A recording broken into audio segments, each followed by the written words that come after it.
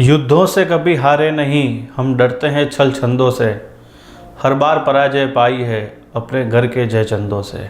इतिहास गवाह है कि कुछ गद्दारों के कारण अलग अलग दौर में हमारे देश को काफ़ी नुकसान उठाना पड़ा है। पर ऐसा नहीं है कि भारत की इस धरती पर केवल गद्दार ही पैदा हुए हैं। विश्व में अगर कोई शौर्य, त्याग, तपस्या, बलिदान की पराकाष्ठा देखना चाहता है तो उसे राजस्थान का इतिहास पढ़ना चाहिए। राजस्थान के इतिहास में ऐसे कई नाम हुए हैं जिन्होंने खुद का सर हंसते हंसते कटा लिया पर मातृभूमि की सदैव रक्षा की। तो आज हम एक ऐसी वीरांगना के बारे में जानने वाले हैं जिन्होंने बलिदान के शिखर को छुआ था। उस वीर सतरानी का नाम है हीरादे, जिसे इतिहास में वीर बहुटी हीरादे भी कहा गया। ये बात है 14वीं शताब्दी की शुरुआत की, जब अलाउद्दीन खिलजी राजस्थान के अलग अलग राज्यों पर हमले कर रहा था। हम जानते हैं कि अलाउद्दीन खिलजी के कारण ही चित्तौड़ में रानी पद्मिनी को जौहर करना पड़ा था और इस जौहर में हजारों सतरानियों ने अग्नि में कूदकर अपनी जान दे दी थी। मेवाड़ के अलावा अलाउद्दीन खिलजी की राजस्थान के लगभग सभी राज्यों पर नज़र थी। वह जालौर राज्य पर भी कब्जा करना चाहता था। उसने जालौर दुर्ग को जीतने का मन बना लिया था। वह साम दाम दंड भेद सभी नीतियों को अपनाने के लिए तैयार था। तो सबसे पहले 1305 ईस्वी में अलाउद्दीन खिलजी ने जालौर दुर्ग पर हमला किया, पर वहाँ के राजा कानड़ देव जी ने अपनी सेना के साथ मिलकर अलाउद्दीन खिलजी को हरा दिया। तो इसके बाद 1311 यानी कि लगभग 6 साल तक अलाउद्दीन खिलजी ने कुल 5 या 6 बार आक्रमण किया और इन सभी युद्धों में अलाउद्दीन खिलजी को हारना पड़ा। पर जो खिलजी था वो कैसे भी करके जालौर को जीतना चाहता था। खिलजी की एक आदत थी, वो छल का सहारा लेता था। वो किसी भी युद्ध को किसी भी नीति से जीतना चाहता था। उसके लिए कोई युद्ध नीतियाँ नहीं थी। मेवाड़ में भी हम पहले देख चुके थे, जहां पर उसने राजा रतन सिंह जी के साथ धोखा किया था और उन्हें धोखे से गिरफ्तार करवा लिया था। तो जालौर में भी वो सोच रहा था कि ऐसी ही कुछ युक्ति अपनाई जाए ताकि जालौर दुर्ग पर उसका अधिकार हो जाए। खिलजी ये जानता था कि जालौर को अगर जीतना है तो उसे किसी गुप्त रास्ते से जाना होगा, क्योंकि वो जब भी सामने से गया है उसने हमेशा मुंह की खाई है।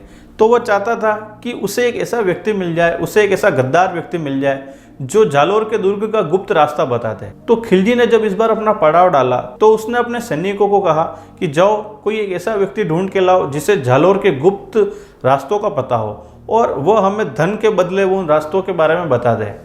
एक तरीके से यह किसी देश के गद्दार की तलाश थी। थोड़े दिनों बाद सैनिकों को एक ऐसा आदमी मिल गया जिसको जालौर के सभी रास्तों का पता था, जिसको किले के सभी रहस्यों के बारे में पता था, जिसको किले के गुप्त मार्ग के बारे में पता था। उस व्यक्ति का नाम था दहिया। दहिया जब खिलजी के पास पहुंचा, खिलजी ने दहिया को कहा कि दहिया तू मुझे दुर्ग के सारे रहस्य बता दे और साथ ही साथ उसका गुप्त मार्ग भी बता दे। इसके बदले मैं तुझे अभी सोने की गठरी दूंगा और जब मैं इस राज्य को जीत जाऊंगा तो मैं तुझे एक बहुत बड़ा पद दूंगा। अब दहिया जो था वो एक साधारण आदमी था, पर वो लालची भी था। उसने सोचा कि इतना सारा पैसा मैं तो जीवन में शायद ही कभी कमा पाऊँ और ना ही कभी जीवन में दरबार में मुझे इतना बड़ा पद मिलने वाला है। तो उसने सोचा कि खिलजी से हाथ मिला लिया जाए। उसने खिलजी को सारे राज बता दिए। खिलजी ने अपनी सेना को कहा कि अब हमें अलग रास्ते से जालौर के दुर्ग पर हमला करना है, इसके लिए तैयार हो जाओ। उस समय खिलजी ने दहिया को एक धन की गठरी दी और उसे वहाँ से विदा कर दिया। दहिया जब इस धन की गठरी को लेकर अपने घर की तरफ चल रहा था तो उसके मन में कल्पनाओं का संसार बन रहा था। वो सोच रहा था कि मैं भी अब एक महल जैसा घर बना लूँगा, काफ़ी सारे नौकर चाकर होंगे और मेरी पत्नी हीरादे बहुत सारे गहने लेकर बहुत खुश हो जाएंगी। आज हमारी जो वीडियो बेस है वो इन्हीं हीरादे पर बेस है। तो वह जब घर की तरफ जा रहा था तब उसके पाँव हवा में उड़ रहे थे। उसे इच्छा हो रही थी कि वो कैसे भी करके जल्दी जल्दी घर पहुंच जाए और हीरादे के सामने यह धन रख दे। उसे लग रहा था कि जो हीरादे है वो इतना धन देखेगी, वो बहुत ही खुश होगी और वो मुझे बहुत शाबाशी देगी। थोड़ी ही देर में दहिया धन की गठरी लेकर अपने घर पहुंच गया और हीरादे के सामने बड़ी शेखी बगाड़ते हुए धन की गठरी रख दी। हीरादे को एकदम विश्वास नहीं हुआ। उसने पूछा, आपके पास इतना धन कहाँ से आया? तो काफ़ी देर तक तो दहिया आनाकानी करता रहा और उसने धन के राज के बारे में नहीं बताया। हीरादे के मन में सवाल उठते जा रहे थे। वो कैसे भी करके जानना चाहती थी कि धन आया कहाँ से, क्योंकि जो हीरादे थी वो लालची नहीं थी, वो एक स्वाभिमानी औरत थी, वो देश प्रेमी औरत थी। तो वो बार बार अपने पति से पूछने लगी कि बताओ धन आया कहाँ से, क्योंकि जब तक तुम धन के बारे में नहीं बताओगे मैं इस धन को स्वीकार नहीं करूँगी। बार बार इस प्रश्न को सुनकर दहिया परेशान हो गया था। तो उसके चेहरे पर एक कुटिल मुस्कान आ गई। इस मुस्कान को देखकर हीरादेवी समझ गई कि यह धन कोई सही तरीके से कमाया हुआ धन नहीं है, बल्कि यह कोई गलत तरीके से कमाया हुआ धन है। तो उसने बार बार पूछा। तो हीरादेवी के मन में एक डर उत्पन्न हुआ, क्या उसका पति कहीं देश के साथ गद्दारी करके तो नहीं आया है? क्योंकि जालोर दुर्ग में उस समय सभी लोग जानते थे कि अलाउद्दीन खिलजी जो है वो नीचे डेरा जमा कर बैठा हुआ है और वो कुछ ऐसे लोगों की तलाश में है जो बिक जाएं और अपने देश के साथ गद्दारी करते हैं। पर हीरादेवी ये सोच रही थी कि उसका पति इतना गिरा हुआ नहीं हो सकता है कि वो अपने देश के साथ गद्दारी करे। तो हीरादेवी ने पुष्टि करने के लिए अपने पति दहिया से पूछा, क्या तुम खिलजी से मिले थे? दहिया ने कहा हाँ। फिर हीरादेवी ने पूछा, क्या तुमने सभी गुप्त मार्ग खिलजी को बता दिए? दहिया कुछ नहीं बोला। हीरादेवी समझ चुकी थी कि उसका पति देश के साथ गद्दारी कर चुका है और वह दुर्ग के सारे गुप्त रास्ते खिलजी को बता कर आ गया है। हीरादेवी जानती थी कि जो खिलजी है वह अनैतिक, निर्दयी और चरित्रहीन व्यक्ति है।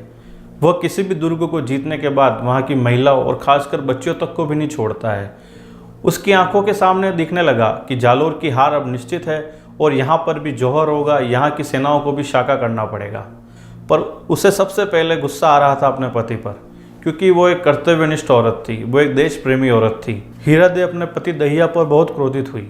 उसने अपने पति को धिक्कारना शुरू किया, उसे तरह तरह के उलाहने दिए, उसे गद्दार तक कहा और उसे कहा कि तुम ऐसा सोच भी कैसे सकते हो कि मैं यह धन स्वीकार करूंगी। हीरादेवी ने एक ऐसा निश्चय लिया जो इतिहास में कभी देखा गया न सुना गया। उसे लगने लग गया था कि उसका पति उसके जीवन का कलंक सिद्ध होगा। उसने आव देखा ना ताव, तत्काल से एक तलवार उठाई और अपने पति दहिया का सर धड़ से अलग कर दिया। हाँ, एक पत्नी ने अपने पति का सर धड़ से अलग कर दिया। क्यों? क्योंकि उसके पति ने देश के साथ गद्दारी करी थी। हीरादेवी ने पत्नी धर्म से ऊपर देश धर्म को रखा और अपने पति का कटा हुआ सर लेकर राजा कान्हड़ देव जी के पास पहुंची। और हीरादेवी ने राजा कान्हड़ देव जी को बताया कि मेरे पति दहिया ने दुर्ग के सारे रास्ते खिलजी को बता दिए हैं और वह जल्दी ही यहाँ पर हमला करेगा, तो आप भी युद्ध की तैयारी कीजिए। एक बार तो कान्हड़ देव जी को कुछ समझ नहीं आया, क्योंकि एक महिला अपने पति का सिर हाथ में लिए खड़ी थी। उन्हें लग रहा था, क्या मेरे राज्य में एक ऐसी देश प्रेमी वीरांगना है जो अपने पति को भी मार सकती है? राजा कान्हड़ देव भी इस वीरांगना की देशभक्ति को देखकर उसके सामने नतमस्तक हो गए और खिलजी से युद्ध करने के लिए निकल पड़े। युद्ध करने जाने से पहले राजा कान्हड़ देव जी ने अपना मुकुट जो था वो हीरादेवी को संरक्षण के लिए सौंप दिया था। और इधर राजा कान्हड़ देव जी और खिलजी के मध्य युद्ध शुरू हो गया, जहाँ पर राजा कान्हड़ देव जी ने शाका का निर्णय लिया और वीर गति को प्राप्त हुए। जब राजा के वीर गति के प्राप्त होने की सूचना महलों तक पहुंची तो हीरादेवी ने उनके बेटे वीरमदेव को राजगद्दी पर बिठाया। राज तिलक होने के बाद वीरमदेव भी युद्ध करने के लिए निकल पड़े।